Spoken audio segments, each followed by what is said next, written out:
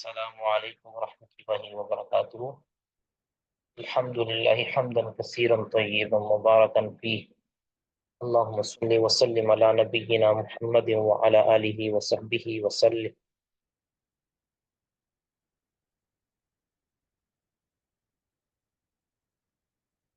اللہم صلی وسلم علی نبینا محمد وعلی آلہ وصحبہ وسلم تسلیما کثیرا۔ رب اشرح لی صدری ویسر لی امری واحلل عقدۃ من لسانی یفقہوا قولی۔ اللہم انفعنا بما علمتنا وعلمنا ما ينفعنا وزدنا علما۔ کتاب الحیل کے حوالے سے یہ ہمارا آخری سبق ہے انشاءاللہ۔ باب احتیال العامل لیہدا لہو، کہ عامل کا ہیلا کرنا، لیہدا لہو، کہ اسے ہدیہ دیا جائے، ہدیہ لینے کے لیے، تحفہ لینے کے لیے اس کا ہیلا کرنا۔ یاد رکھیں کہ جتنے بھی یہ عاملین ہیں،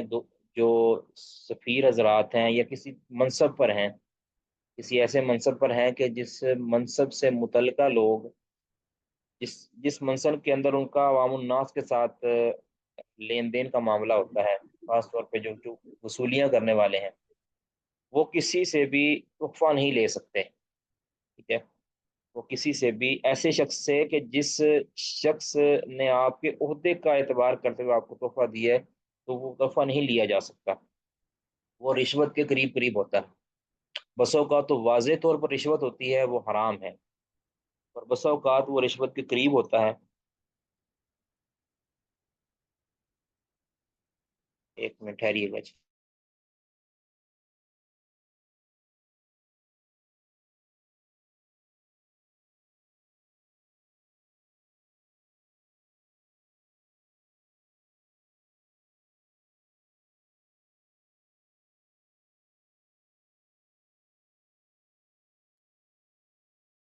بسم اللہ الرحمن الرحیم۔ جی، یہ جو عامل ہوتے ہیں، عاملین، جو ملازم حضرات ہوتے ہیں، سرکاری ملازم ہوتے ہیں، اور خاص طور پہ جو وصولیاں کرنے والے ہوتے ہیں، وہ اگر کسی سے تحفہ وصول کریں گے تو اس کی کچھ صورتیں ہو سکتی ہیں۔ یا تو وہ شخص اس کو ذاتی طور پر جانتا ہے اور اس کے پاس عہدہ ہو نہ ہو، اس کو عہدے کے ساتھ کوئی غرض نہیں ہے، وہ ویسے ہی اس کو تحفہ دیتا ہے اس کو اپنا دوست سمجھ کر، تو ایسا تحفہ تو قبول کیا جا سکتا ہے۔ لیکن اگر اس کے عہدے کو تحفہ دیتا ہے، عہدے کی وجہ سے کہ یہ اس عہدے پر فائز ہے، تو لہٰذا اس کو میں تحفہ دے کر اپنا کوئی کام نکلواؤں گا، تو ایسا تحفہ قبول کرنا جائز نہیں ہے، ٹھیک ہے؟ تو اس طرح جو وزیر اور سفیر ہوتے ہیں، کسی جگہ پر جاتے ہیں، ان کو اس وزیر ہونے کی وجہ سے تحفہ دیا جاتا ہے یا سفیر ہونے کی وجہ سے تحفہ دیا جاتا ہے، تو وہ تحفہ ان کو تحفہ نہیں دیا جاتا، بلکہ اس مملکت اور اس ریاست کو تحفہ دیا جاتا ہے دراصل، کہ جس نے وہاں وہ سفیر بھیجا ہوتا ہے۔ اب اس کی جگہ پر کوئی اور بندہ جاتا تب بھی اس کو وہی تحفہ دیا جاتا، اور اس کی جگہ پر کوئی اور جاتا تو بھی اس کو اور تحفہ دیا جاتا۔ ہاں، اگر تو وہ پرسنل، یعنی انفرادی طور پر اس کو تحفہ دیا گیا، مثال کے طور پر اگر کوئی سرکاری عہدے پر نہیں ہے یا عہدے پر ہے لیکن جو تیسرا شخص ہے اس کو تحفہ اس عہدے کی وجہ سے نہیں دے رہا، بلکہ وہ اپنے کسی ذاتی تعلق کی بنا پر دے رہا، تو وہ تحفہ لیا جا سکتا ہے۔ ادروائز وہ تحفہ نہ لینا جائز ہے، اور اگر اس نے تحفہ لے لیا ہے تو وہ ریاست کا ہے۔ اور جو سفیر ہوتے ہیں خاص طور پہ، یا عاملین ہوتے ہیں، اگر وہ تحفہ وصول بھی کرتے ہیں تو وہ تحفہ اس کا نہیں ہوگا، بلکہ وہ تحفہ ریاست کا ہوگا، یا جس نے اس کو وہ منصب دیا ہوگا اس کا وہ تحفہ ہوگا، اس کے حوالے وہ چیز کی جائے گی، اس کو بیت المال کے اندر جمع کروایا جائے گا۔ یہ جو بعض ممالک کے اندر، بلکہ پاکستان کے اندر بھی یہ قانون ہے کہ اتنے پرسنٹ اس کی ادائیگی کر کے تم وہ تحفہ لے سکتے ہو، یہ بالکل غیر شرعی ہے، اس کی قطعاً اجازت نہیں ہے کہ وہ پوری کی پوری قیمت، جو اس کی اصل قیمت ہے، وہ ادا کر کے وہ تحفہ لے سکتا ہے، لیکن وہ تحفہ اس کا ہے ہی نہیں، تو اس کو پھر کم قیمت یا 10% یا 20% یا 30% قیمت پر اس کو تحفہ دینے کی کوئی گنجائش نہیں۔ اللہ عالم بالصواب۔ اب پڑھیں گے جی، کون پڑھیں گے جی؟ السلام علیکم ورحمۃ اللہ۔ وعلیکم السلام ورحمۃ آواز آ رہی ہے؟ اللہ۔ جی شک آ رہی ہے۔ أعوذ بالله من الشيطان الرجيم بسم الله الرحمن الرحيم باب احتيال العامل ليهدى له قال حدثنا عبيد بن إسماعيل قال حدثنا أبو أسامة عن هشام عن أبيه عن أبي حميد الساعدي قال قال استعمل رسول الله صلى الله عليه وسلم رجلا على صدقة بني سليم نبی صلی اللہ علیہ وسلم نے کسی شخص کو مقرر کیا بنو سلیم کے صدقات لینے کے لیے یدعى ابن اللتبیہ جس کا نام ابن لتبیہ تھا لتبیہ لاتبیہ، شیخ یہ مدامی لاتبیہ زیادہ بہتر ہے۔ لتبیہ فلما جاء حاسبه پس جب وہ واپس آئے وہاں سے تو نبی صلی اللہ علیہ وسلم نے ان کا حساب لیا قال هذا مالكم وهذا هدیۃ اس شخص نے کہا کہ یہ تمہارا مال ہے اور یہ ہدیہ ہے تحفہ ہے یعنی یہ مجھے فقال تحفہ رسول دیا گیا اللہ ہے، صلی اللہ آ کر مال جمع کروایا نا کہ یہ مال تمہارا ہے، یہ مجھے میرا تحفہ ہے، لہٰذا یہ میرا ہوگا۔ نبی صلی اللہ علیہ وسلم نے فرمایا کہ یہ کیا طریقہ ہوا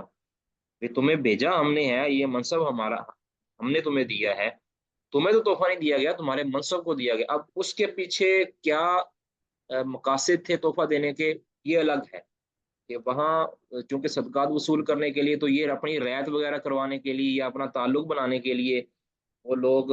عاملین کو صدقات دیا کرتے تھے یا تو تحائف دیا کرتے تاکہ وہ ہمارے معاملے میں تھوڑی سی نرمی کر لے، اگرچہ وہ نرمی نہ بھی کرے لیکن ان کا مقصد اپنے ساتھ تعلق بنانا ہوتا تھا کہ بھی ہمارے ساتھ زیادہ جو ہے نا وہ زیادہ ہمارے سے پوچھ گچھ نہ کی جائے، یا اس نے ویسے ان منصب کو تحفہ دے دیا کہ یہ اس منصب کا بندہ آیا ہے ہمارے پاس، سیکٹری آیا ہے، ڈپٹی آیا ہے، جو بھی اس کا عہدہ ہے، تو اس نے اس عہدے کو تحفہ دیا ہے۔ تو نبی صلی اللہ علیہ وسلم نے فرمایا کہ حلّہ جلست فی بیت ابی کا و امی کا، یہ تم نے جو کیا فیصلہ کیا ہے کہ یہ میرا اور یہ تمہارا، تو فرمایا کہ تم اپنے ماں باپ کے گھر میں کیوں نہیں بیٹھے رہے؟ حلّہ جلست فی بیت ابی کا و امی کا، تم اپنے ماں باپ کے گھر میں کیوں نہ بیٹھے رہے؟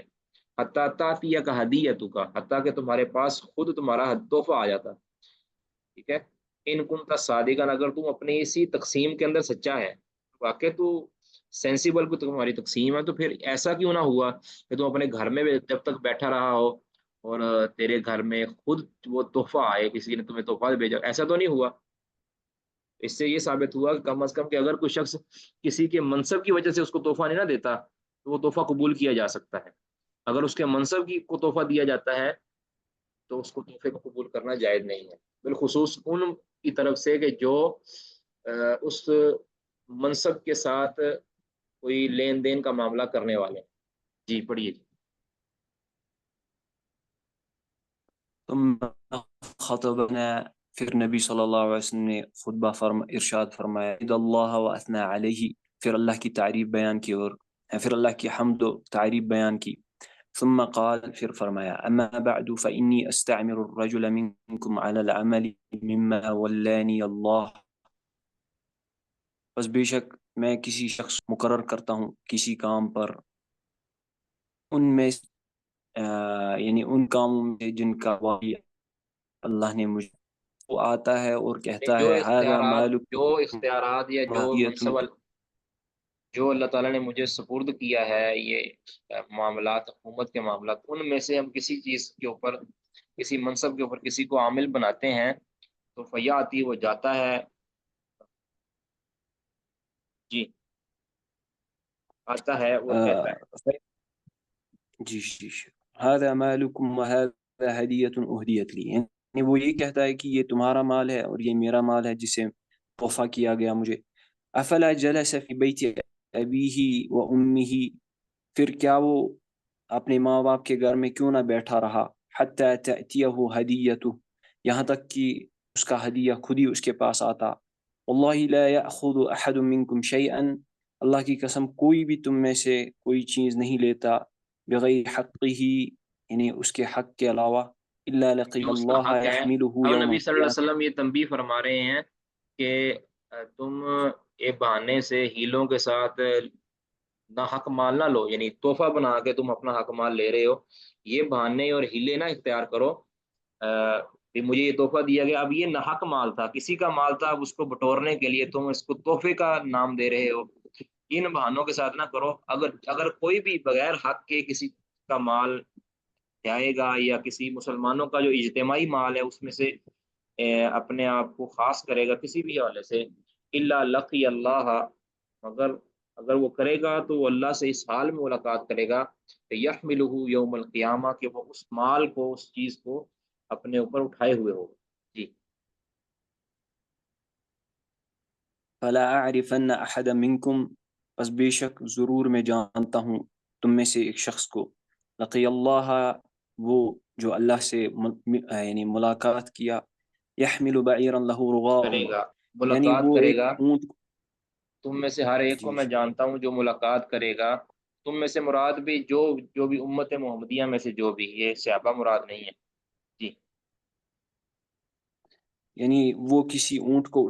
اٹھائے ہوئے ہوگا جس کی رغا یعنی اونٹ والی آواز، او ہاں، یعنی بقرۃ بل لها بلانے خوار، کی بات، غوا کہتے ہیں بل بلانے کو، اونٹ کی آواز کو بل بلانا ہے۔ جی، او بقرتن، او بقرۃ لها، بقرتن، یعنی خوار اس کو کیا کہتے ہیں، گائے کی آواز کو۔ ہاں، گائے کی آواز۔ جی، او شاة تیعر، یا کوئی بکری جو تیعر یعنی یہ ہوتا ہے نا، میں نہیں کرتی بکری، تو یہ بول رہی ہوگی، بکری بھی اپنی آواز نکال رہی ہو۔ ثم رفع يده حتى رؤي بياض ابطه، پھر نبی صلی اللہ علیہ وسلم نے اپنے دونوں ہاتھ اٹھائے یہاں تک کہ ان کے بغلوں کی یعنی سفیدی دکھی، یقول، پھر وہ کہنے، کہتی نظر آنے بلغت، لگی، اے اللہ کیا میں نے پہنچایا؟ جی شیخ، اللہم حل بلغت، بصر عینی وسمع اذنی، باسورہ، باسورہ عینی، اب یہ صحابی کہہ رہے ہیں، یہ آگے جو ہے نا، اللہم حل بلغت، یہ الفاظ یہاں پہ مرفوع ختم ہو گئے، آگے صحابی کہتے ہیں باسورہ عینی، یہ جو سارا منظر میری آنکھوں نے دیکھا ہے، وہ سمیع اذنی، اور میرے کانوں نے سنا۔ تو یہ جو ہدیہ کے ذریعے لوگوں کے مال کو ہتھیانے کا، یعنی عاملین کا جو ہدیہ کے ذریعے لوگوں کے مال ہتھیانے کا بہانہ ہے یا ہیلہ ہے، اس کی رد کیا ہے امام بخاری رحمہ۔ اچھا، یہ ابن حجر رحمہ اللہ وغیرہ نے اشارہ کیا ہے کہ یہاں کوئی تقدیم و تاخیر ہو گئی ہے۔ اب یہ جو درمیان میں حدیث آ گئی ہے نا، باب اختیار العاملی، دراصل اس کے بعد والی جو دو حدیثیں آ رہی ہیں، اس کا تعلق جو شفا کے ساتھ ہے، تو یہ پیچھے والے باب کے اندر ہونا چاہیے تھی۔ تو یہ کہا جاتا ہے کہ یہ، بعد نے اس کی اور بھی توجیہ کی ہے لیکن وہ بعید کی توجیہ ہے، درست یہی لگتا ہے کہ یہ جو تقدیم و تاخیر ہو گئی ہے۔ امام بخاری فرماتے ہیں، حافظ ابن حجر فرماتے ہیں، وَأَظُنُّ وَقَعَ هُنَا تَقْدِيمٌ وَتَأْخِيرٌ فَإِنَّ الْحَدِيثَ وَمَا بَعْدَهُ يَتَعَلَّقُ بِبَابِ الْهِبَةِ وَالشُّفَعَةِ، یعنی کہ اس کے بعد والی جو حدیث ہے، یعنی بعد کی اور اس کے بعد والی جو حدیث ہے، اس کا تعلق شفا کے ساتھ ہے، تو لہٰذا یہ شفا والی بات جو ہے یہ پیچھے جانی چاہیے تھی۔ بعض نے ان کی آپس میں نسبت بھی بنانے کی کوشش کی ہے احتیال العامل کی، کہ ہدیہ کا جو ہے تعین کرنے کی کوشش کیا کہ ہدیہ کہتے ہیں کسی نے وغیرہ، لیکن وہ دور کی کوڑی لگتی ہے، واللہ اعلم۔ تو صحیح بات یہ ہے کہ اس میں تقدیم و تاخیر ہو گئی ہے، یہ ہو سکتا ہے بعض نسخوں اس طرح ہو جاتا ہے تقدیم و تاخیر، ٹھیک ہے۔ اور ابن بطال کے جو نسخہ ہے، انہوں نے جو شرح کی ہے 449 کے اندر ان کی وفات ہے نا، ابن بطال کی جو شرح ہے اس کے اندر یہاں صرف باب کا لفظ ہے، اس میں ترجمہ الباب ذکر نہیں کیا گیا، اللہ عالم۔ بہرحال اس کی سمجھ آ گئی جی، پیچھے جو احتیال، عامل کی جو احتیال ہے، عامل کا جو ہیلہ ہے وہ کس طرح ہے کہ وہ لوگوں کے مال کو یا ناجائز مال کو ہیلے کے ذریعے اس کو ہدیہ کا نام دے کر، اس طرح جو ہے نا کئی رشوت خور جو ملازمین ہوتے ہیں، وہ اس کو خرچہ پانی کا نام دے کر یا کوئی اور تحفے کا نام دے کر اگر کوئی رشوت لیتا ہے تو یہ ہیلا ہوگا، واضح طور پر یہ ناجائز ہی ہے۔ تحفہ تو فی نفسی ہی جائز ہے، تحفہ بھی جائز ہے، اور اگر کوئی کسی کو کھانا کھلا دیتا ہے یہ بھی جائز ہے، کسی کو کوئی چیز لے دیتا ہے یہ بھی جائز ہے، یہ تحفہ ہی ہے نا ساری چیزیں۔ لیکن لیکن اگر وہ کسی رشوت کو یا کسی ایسے اپنے منصب کے غلط استعمال کو اگر وہ کوئی اچھا نام دے دیتا ہے تو اس سے وہ چیز جائز نہیں ہو جاتی۔ اسی طرح کچھ لوگ جو ہے نا سود کو وہ انٹرسٹ کا نام دے دیں، یا سود کو کوئی اور نام دے دیں، ٹھیک ہے، منافع کا نام دے دیں، تو وہ سود ہی رہے گا، وہ منافع نہیں بن جائے گا۔ تاکہ منافع تو جائز ہے، لیکن سود حرام ہے۔ تو صورت کو دیکھا جائے گا کہ وہ صورت کیا بنتی ہے، اس پر اس کے اوپر بولا جانے والا نام نہیں دیکھا جائے گا کہ نام کیا ہے۔ اس طرح کوئی شخص اگر کسی جائز چیز، جائز صورت کے اوپر کوئی غلط نام لگا دیتا ہے تو وہ چیز ناجائز نہیں ہو جائے گی۔ مثال کے طور پر بسا اوقات بعض صورتیں ایسی ہوتی ہیں کہ جس کے اوپر، یعنی خرید و فروخت کی بعض صورتیں ایسی ہوتی ہیں تجارت کے لین دین کے اندر، کہ اس کے اوپر انٹرسٹ کا لفظ بول دیا جاتا ہے، لیکن شرعی طور پہ وہ انٹرسٹ یا سود نہیں بنتا، تو اس کو پھر جائز ہی کہیں گے، اس کو سود نہیں قرار دیا جائے گا۔ اس طرح بعض صورتیں ایسی ہوتی ہیں جس کے اندر واضح سود ہوتا ہے لیکن اس کو کوئی اور جائز نام دے دیا جاتا ہے، تو اس سے وہ جائز نہیں بن جائے گی۔ نام سے کچھ نہیں ہوتا، اصل تو چیز دیکھیے صورت کیا بنتی ہے شرعی نقطہ نظر سے، ٹھیک ہے۔ یعنی شہد کا نام اگر، شراب کا نام اگر شہد رکھ دیا جائے تو پھر وہ، السلام علیکم شیخ صاحب۔ جی جی شیخ صاحب، یہ جو دوائیوں کا بزنس ہے، فارماسیوٹیکل انڈسٹری ہے پوری دنیا میں اور آواز خصوصاً کم آ رہی ہے۔ پاکستان میں، شیخ صاحب میری آواز آ رہی ہے آپ کو؟ ہاں جی، ابھی تھوڑا سا بولیے گا۔ جی شیخ صاحب، یہ جو دوائیوں کا بزنس ہوتا ہے، فارماسیوٹیکل انڈسٹری جو ہے پوری دنیا میں خصوصاً پاکستان میں، اس میں آپ کو پتہ ہے کہ فارماسیوٹیکل انڈسٹری جو دوائی بناتی ہے وہ اپنے جو اس کا کسٹمر ہے اس تک ڈائریکٹ تو نہیں پہنچا سکتی، ڈاکٹر کے ذریعے پہنچاتی ہے۔ جی تو جتنے بھی فارماسیوٹیکل کمپنیز ہیں وہ اپنے سیلس ایجنٹ کو ڈاکٹرز کے پاس بھیجتے ہیں، اور آپ کو پتہ ہے کہ وہ ڈاکٹرز کو انسینٹیو دیتے ہیں، جی بالکل۔ وہی ہم آپ کو فلاں چیز دیں گے، فلاں چیز دیں گے۔ اس کے بغیر موجودہ حالات میں تو پاسبل ہی نہیں ہے کوئی بھی چھوٹی یا بڑی فارماسیوٹیکل کمپنی کا چلنا۔ اور اگر کوئی فارماسیوٹیکل کمپنی کوئی آفر نہیں دیتی ڈاکٹر کو تو پھر ڈاکٹر وہ اس کی دوائی ریکمینڈ بھی نہیں کرتا، کیونکہ آپ کو پتہ ہے کہ بہت ساری دوائی مختلف کمپنیز کی ہوتی ہے لیکن ان کا جو ایکچوئل مٹیریل سیم ہوتا ہے۔ تو اس طرح سے اب کیا کیا جائے یہ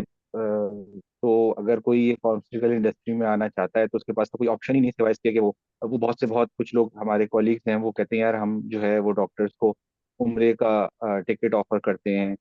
کیا کریں اب اور کچھ نہیں دے سکتے، ہم کہتے ہیں چلو یار ہم آپ کو عمرہ کرا دیں گے، آپ ہمارا یہ تو اس پہ آپ کیا کہتے ہیں؟ اس کی دیکھیں بعض صورتیں تو جائز ہیں، بعض صورتیں اس کی جائز نہیں ہیں، تو اس پہ تھوڑی تفصیل ہے۔ یہ ہر ڈاکٹر کے بارے میں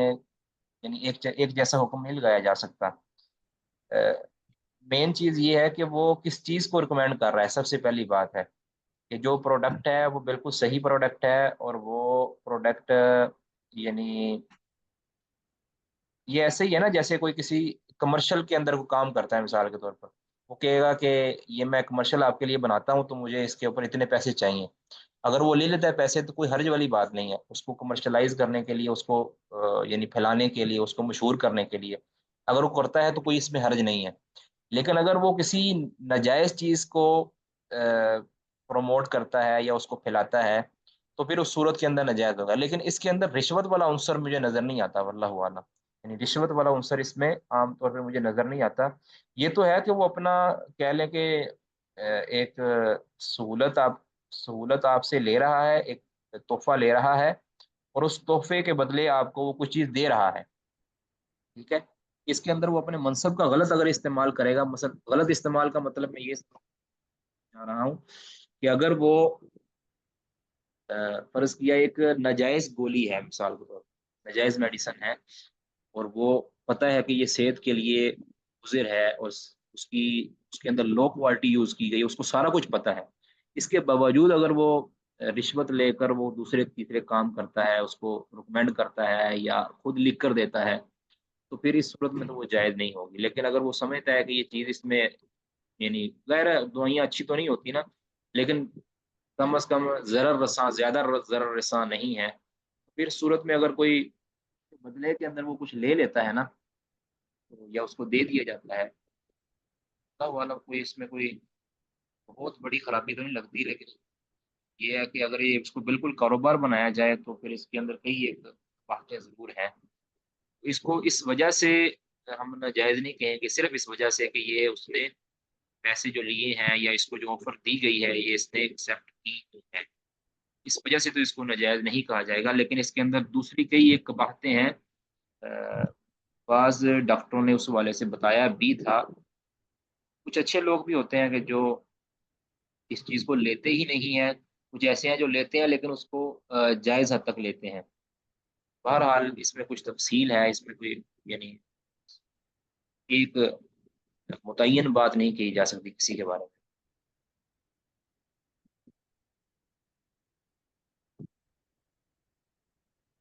جی نواز بھائی کچھ کہنا چاہ رہے ہیں آپ؟ سن میرا دارہ ہیلوں پر چل رہا ہے، اس زمن میں صحیح فقہ حنفی پر عمل کر رہے ہیں، ان کے ہاں مشہور ہے کہ ہیلا ہو تو وسیلہ ہو جی بالکل صحیح بات ہے آپ کی، ابھی آگے ایک اور ہیلا آ رہا ہے، یہ پراپرٹی کا جتنے بھی یہ چلاکیاں ہو رہی ہیں نا، یہ سارے فقہ حنفی پر عمل کر کے ہو رہی ہیں، یہ آگے ایک آ رہا ہے ہیلا، کس طرح آپ نے گورنمنٹ ٹیکس سے بچنا ہے، کس طرح آپ نے کسی کو یعنی ایک انجان آدمی جو ہمارے جیسا جان آدمی ہے اس کو کس طرح آپ نے دغا دینا ہے، کس طرح اس کو اس کے حقوق سے محروم کرنا ہے، یہ وکالت کے جتنے چوچلے اور جتنے چلاکیاں جو ہے نا، یہ ساری فقہ حنفی کی کرم فرمائیاں ہیں۔ کسی نے پوچھا تھا نا کہ یہ فقہ حنفی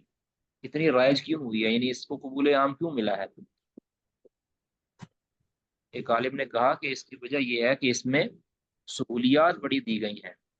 ہر قسم کے بندے کو اس میں سہولت آپ کو مل جائے گی، ہر اچھا بندہ ہے اس کو بھی چیزیں مل جائیں گی سہولت کے لیے، برا آدمی ہے اس کو بھی مل جائیں گے، جائز کو بھی مل جائیں گی، ناجائز کو بھی مل جائیں گے، اس وجہ سے اس کو قبولیت اس طرح ملی ہے، اور یہ شاہی نظام رہا ہے ہمیشہ سے،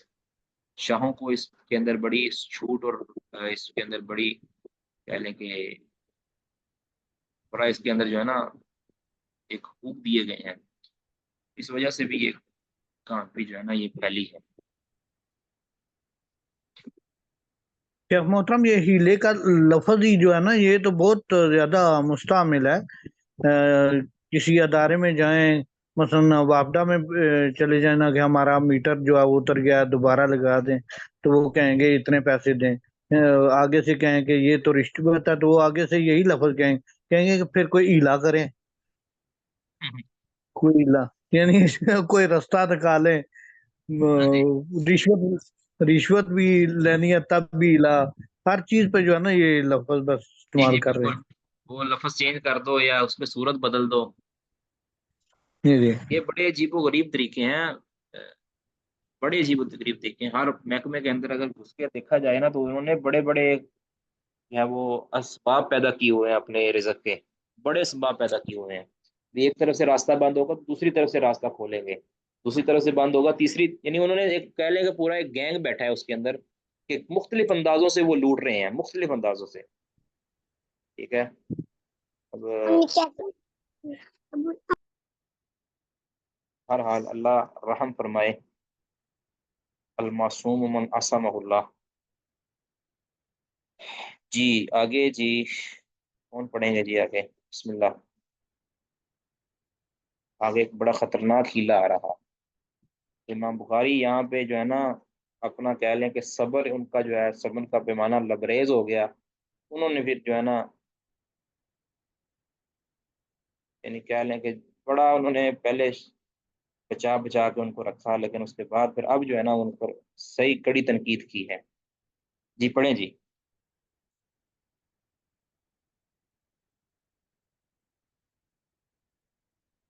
جی معاذ بھائی آپ پڑھ لیں چلیں۔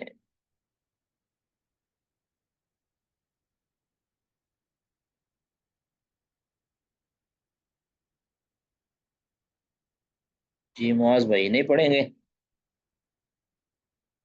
جی جی شیخ محترم، جی شیخ محترم میں عبارت پڑھ لیتا ہوں، جی جی ترجمہ میں نے دیکھا نہیں ہے، تو ٹھیک عبارت میں ٹھیک ہے پڑھ ٹھیک دیتا ہے، ہوں. پڑھیں آپ. بسم اللہ الرحمن الرحیم. حدثنا ابو نعیم حدثنا سفیان عن ابراہیم ابن میسرہ عن عمرو بن شریج عن ابی رافع قال لنا نبی صلی اللہ علیہ وآلہ وسلم الجار احق بسقبہ بِثَقَبِهِ. بسقبہ. آگے پڑھوں شیخ محترم؟ یہ ویسے ادھر ایک منٹ ٹھہریے گا کہ پڑوسی اپنے پڑوس کی وجہ سے زیادہ حقدار ہے، یعنی شفا کا زیادہ حقدار پڑوسی. تو پہلے کل عرض کر دیا تھا کہ پڑوسی سے مراد یہ کون سا پڑوسی ہے. ٹھیک ہے، تو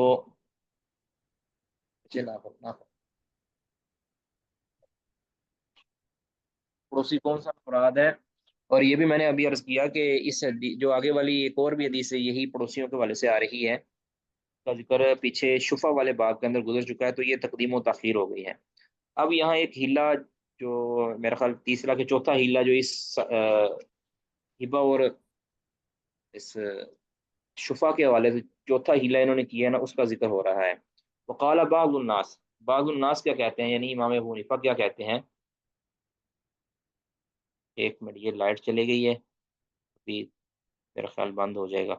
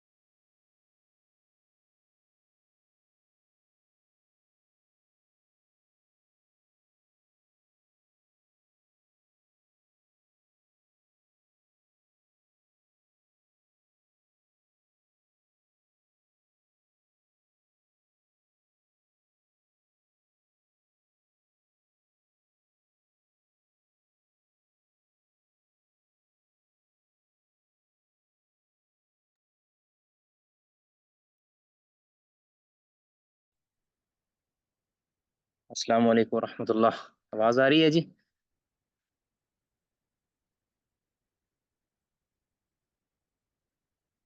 السلام علیکم. السلام علیکم. کیا آواز آ رہی ہے؟ جی جی جی شیخ محترم آ رہی ہے. ٹھیک ہے.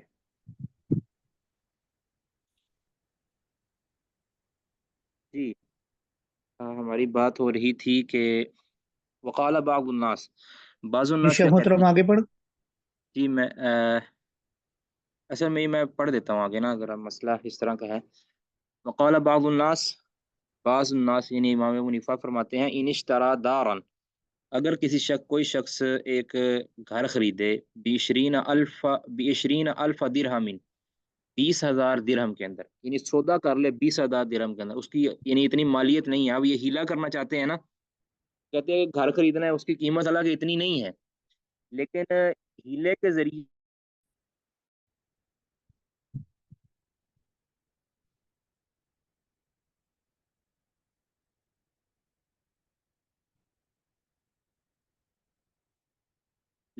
کے ذریعے وہ دوسرے کو حق شفا سے محروم رکھنا چاہتے ہیں، پڑوسی کو.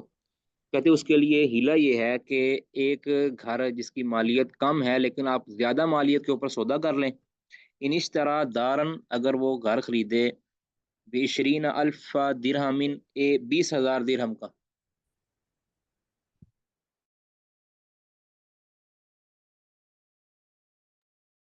20,000 درہم کا گھر خریدے، فلا باس ان یحتال، تو کوئی حرج نہیں کہتے کہ اگر وہ ہیلا کرنا چاہتا ہے تو.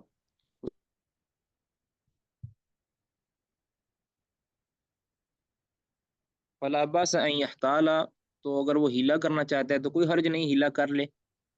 اس کے لیے جائز ہے۔ حتی یشتری الدار بعشرین الف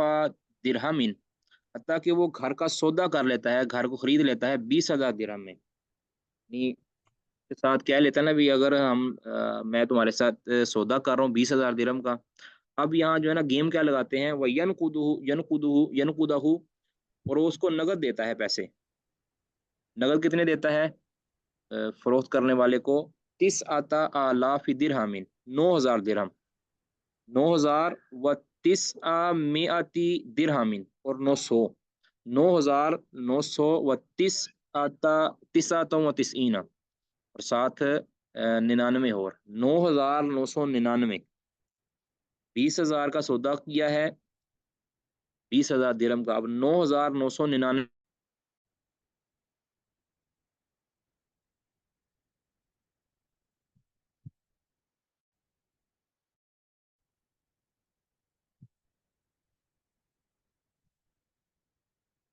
اچھا، 20,000 کا سودا کر لیا 20,000 درہم کا، اور نقدی کتنے دے دیے؟ اس کو کہا کہ میں اب ہیلا دیکھیں کس طریقے سے ہیلا کیا جا رہا ہے۔ 20,000 کا سودا کر لیا، گویا 20,000 روپیہ اسٹام کے اوپر لکھ دیا کہ 20,000 کا ہمارا سودا ہوا ہے، لیکن حقیقتاً خریدنا کتنے کا تھا؟ خریدنا تھا اس نے 10,000 درہم کا یا کچھ پیسوں کا۔ اب اس میں 9,999 درہم اس نے دے دیے نقد میں، اور ساتھ میں وین قدہ دینارن، اور باقی جو ایک دینار ہے نا اس نے دیا اس کو نقدی میں، بما بقی من العشرین الف، جو باقی 20,000 میں سے باقی بچ گئے تھے نا 10,001 درہم جو بچ گیا تھا، اس کے بدلے میں اس نے صرف ایک دینار دیا، تو گویا اس نے کتنے پیسے دیے؟ 9,999 درہم دیے اور ایک دینار دیا، اس دینار کو اس نے بدل بنا لیا ہے 10,001 درہم کا، حالانکہ یہ کوئی بدل نہیں ہے۔ اب یہ ہیلا کیا کہ کل کو اگر حق شفا کوئی کرتا ہے، اس کو کہیں گے بھی ٹھیک ہے حق شفا تم نے کرنا ہے، یہ جو 20,000 کا ہمارا سودا ہوا نا یہ 20,000 دے دو تو تم لے لو۔ اب وہ کہے گا بھی اس کا تو ریٹ بہت زیادہ ہے، وہ بندہ پیچھے ہٹ جائے گا، بھی 10,000 درہم کی چیز میں 20,000 میں کیسے خریدوں؟ وہ بندہ کہے گا چل یار ٹھیک ہے اس کو چھوڑو، یہ میرے لیے نقصان دہ ہے۔ حالانکہ انہوں نے سودا تو کیا تھا ہیلا کرتے ہوئے، 20,000 درہم لکھ دیا تھا، لیکن ادائیگی تو صرف 10,000 کی تقریباً ہوئی تھی۔ کہتا ہے کہ فَإِن طَلَبَ الشَّفِيعُ، اگر مطالبہ کرتا ہے حق شفا کرنے والا کہ مجھے یہ دو، تو اخذها ب20 الف درہم، تو وہ اس کو لے سکتا ہے، وہ اس کو لے گا 20,000 درہم کے اندر، وَإِلَّا، ورنہ فلا سبیل لہ علی الدار، ورنہ اس کے لیے گھر کو خریدنے میں یا گھر کو لینے میں کوئی راستہ نہیں ہے، یعنی کیونکہ سودا کس پہ ہوا تھا؟ 20,000 پہ ہوا ہے، وہ کہیں گے یہ 20,000 پہ سودا ہوا ہے لہٰذا تم 20,000 روپے دو، حالانکہ یہ بالکل باطل ہے، یہ بالکل باطل ہے۔ سودا اسی پر ہونا جتنے دیے ہیں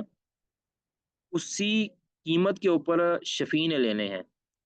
ٹھیک ہے؟ یہ کہتے ہیں کہ اس شفیع کو حق شفا سے محروم رکھنے کے لیے اس کو قیمت اتنی بتاؤ، اتنی قیمت لکھ دو تاکہ وہ پیچھے ہٹ جائے، ٹھیک ہے؟ اور زیادہ قیمت دینی تو اتنی نہیں ہے، لیکن وہ آپس میں ہیلا، آپس میں پلان کرتے ہیں ٹھیک ہے؟ اب اس کی سمجھ آ گئی یہاں تک؟ ہیلا کیا کیا کہ حق شفا سے محروم رکھنے کے لیے سودے کی جو قیمت رکھ دی ہے وہ رکھ دی ہے 20,000، جو کہ چیز اتنے کی نہیں تھی، جب ادائیگی ہوئی ہے وہ صرف اور صرف نقدوں کے اندر جو ادائیگی ہوئی ہے، اب یہ باقی یہ نہیں ہے کہ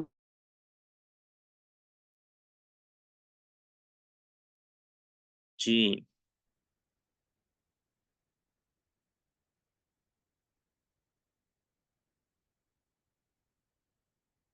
اس بات کی سمجھ آ گئی جی؟ یہاں تک سمجھ آ گئی کس طرح ہیلا کیا گیا ہے حق شفا سے محروم رکھنے کے لیے؟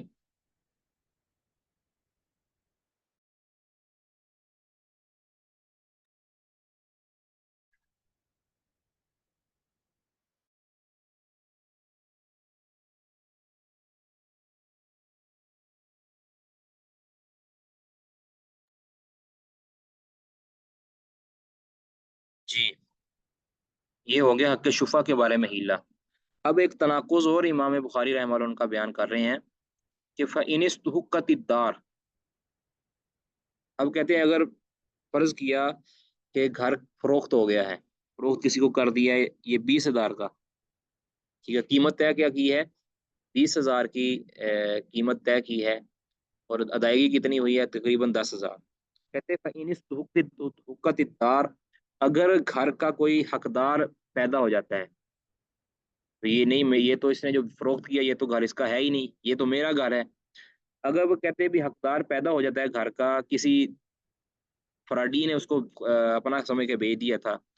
تو کہتے ہیں رجا المشتری علی البائی بما دفع الیہ، تو خریدنے والا وہی قیمت لوٹائے گا، ٹھیک ہے، جو بما دفع الیہ، جو اس نے اس کو دی ہے، رجا المشتری علی البائی،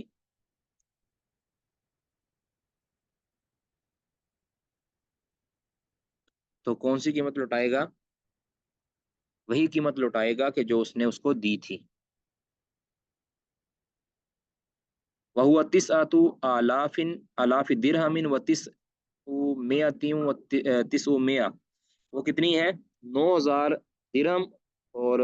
9,999 درہم، و دینار اور 1 دینار۔ لین البیع، کہتے کیوں، اس کی وجہ یہ ہے کیونکہ بے جو ہوتی ہے ہینستحقہ، جب اس کے اوپر استحقاق یعنی کوئی حقدار اس کا پیدا ہو جاتا ہے، تو انتقل الصرف فی الدینار،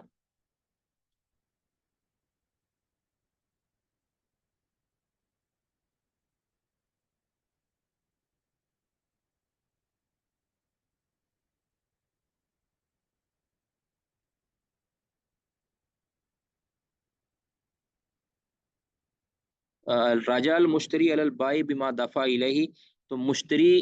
جو خریدنے والا ہے وہ بائے سے یعنی بیچنے والے سے اتنی ہی قیمت لے گا جتنی اس کو دی ہے، اور وہ کتنی دی تھی، وہ تھی 9,999 درہم اور 1 دینار، یہ دیا تھا نا، اتنی ہی وہ واپس لے گا۔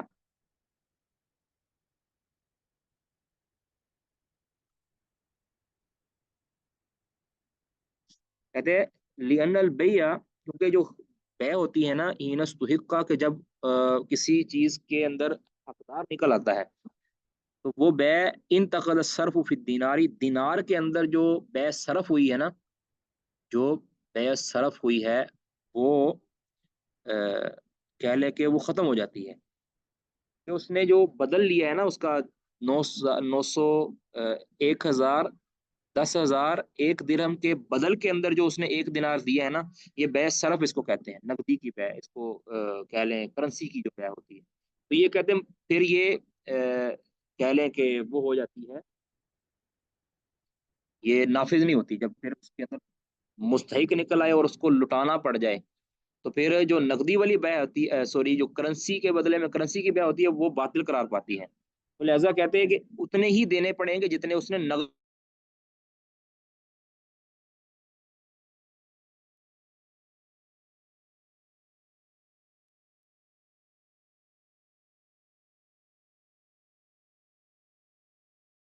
کہتے ہیں کہ لِأَنَّ الْبَيْعَ حِينَ اسْتُحِقَّ، کہ جب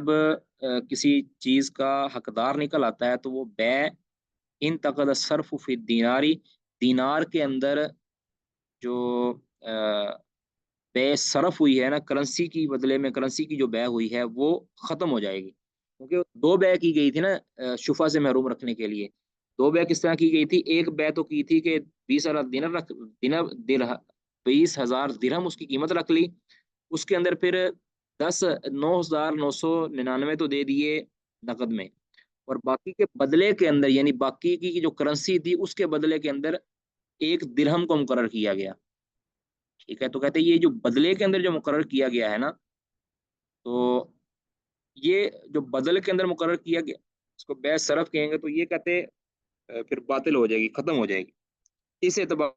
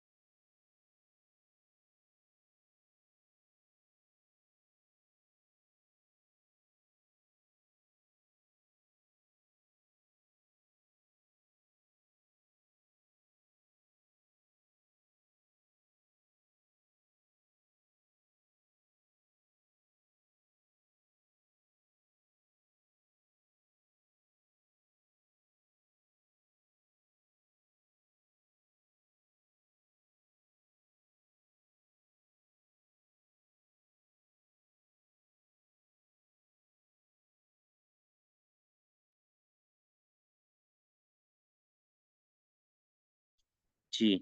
جس چیز کے اندر کوئی حقدار نکل آتا ہے اس کے اندر پھر وہی قیمت لوٹائی جائے گی کہ جتنی ادائیگی کی گئی ہے، ٹھیک ہے۔ کہتے ہیں اس کے اندر چونکہ جب چیز کے اندر ہم مستحق نکل آتا ہے تو بے صرف جو ہوتی ہے وہ ختم ہو جائے گی۔ فَإِنْ وَجَدَ بِهَذِهِ الدَّارِ عَيْبًا، لیکن اگر وہ اس گھر کے اندر کوئی عیب پاتا ہے، ٹھیک ہے، کسی بندے نے 20,000 کی طے کر کے، یعنی جو پوری صورتحال پرانی ہے، 20,000 طے کر کے پھر اس میں 9,999 نقد دیے اور باقی کے بدلے کے اندر، باقی کی کرنسی کے بدلے کے اندر 1 دینار دے دیا۔ اب اس صورت کے اندر کہتے ہیں کہ گھر کے اندر کوئی عیب نکل آیا، خریدار کہتا ہے بھی نہیں میں تو تمہارا گھر نہیں لوں گا، اس کے اندر کوئی ایسا عیب ہے کہ جس وجہ سے میں نہیں لے سکتا، تو نے تو بتایا تھا اس کے اندر یہ عیب ہی نہیں ہے۔ اب وہ کہتا ہے کہ اب وہ اس گھر کو واپس کرنا چاہتا ہے، ٹھیک ہے، اب وہ گھر کو واپس کرنا چاہتا ہے۔ فَإِنْ وَجَدَ بِهَذِهِ الدَّارِ عَيْبًا، اگر وہ اس گھر کے اندر کوئی عیب نکل آتا ہے، ولم تستحق، اور اس کا کوئی حقدار نہیں ہے گھر کا، یعنی عیب کا مسئلہ ہے، صرف عیب کی وجہ سے واپس لوٹا رہا ہے اور اس گھر کا حقدار نہیں نکلا کوئی، تو کہتے ہیں پھر اس صورت کے اندر کیا ہے کہ فَإِنَّهُ يَرُدُّهَا عَلَيْهِ ب20,000 درہم، کہتے ہیں پھر وہ اس کو کتنے واپس کرے گا؟ 20,000 درہم واپس کرے گا، 20,000 واپس کرے گا، کیونکہ اس صورت کے اندر وہ جو نقد جتنی سودا طے ہوا تھا اتنے واپس کرنا اس کے لیے ضروری ہوگا۔ کہتے ہیں کہتے ہیں فَأَجَازَ هَذَا الْخِدَاعَ بَيْنَ الْمُسْلِمِينَ، کہتے ہیں اس بعض الناس نے، اس ابو حنیفہ نے مسلمانوں کے درمیان اس دھوکے کو جائز قرار دے دیا ہے، یعنی یہ جو فراڈ لگایا جا رہا ہے اس کو جائز قرار دے دیا ہے۔ کتنے اس طرح کے معاملات ہوتے ہیں کہ قیمت کچھ اور لکھ دی جاتی ہے اسٹام کے اوپر اور اس کے ذریعے بڑے ہی پھر اس کا جو ہے نا کہہ لیں کہ غلط استعمال کیا جاتا ہے، کچھ پیسے کچھ اور دیے جاتے ہیں، یا کئی بار ایک پلاٹ مثال کے طور پر خریدا، بڑی زیادہ مالیت کا پلاٹ خریدا، اس کے بدلے میں ایک کچھ پیسے دے دیے، لکھا کچھ اور، پیسے کچھ دے دیے اور اس کے بدلے میں کچھ گھٹیا قسم کا پلاٹ بھی دے دیا۔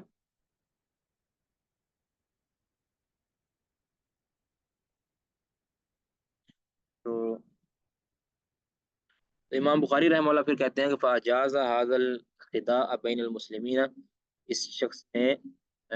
اس دھوکے کو مسلمانوں کے درمیان جائز قرار دیا ہے، جبکہ نبی صلی اللہ علیہ وسلم نے کیا فرمایا؟ قال النبی صلی اللہ علیہ وسلم لا داء ولا خبثۃ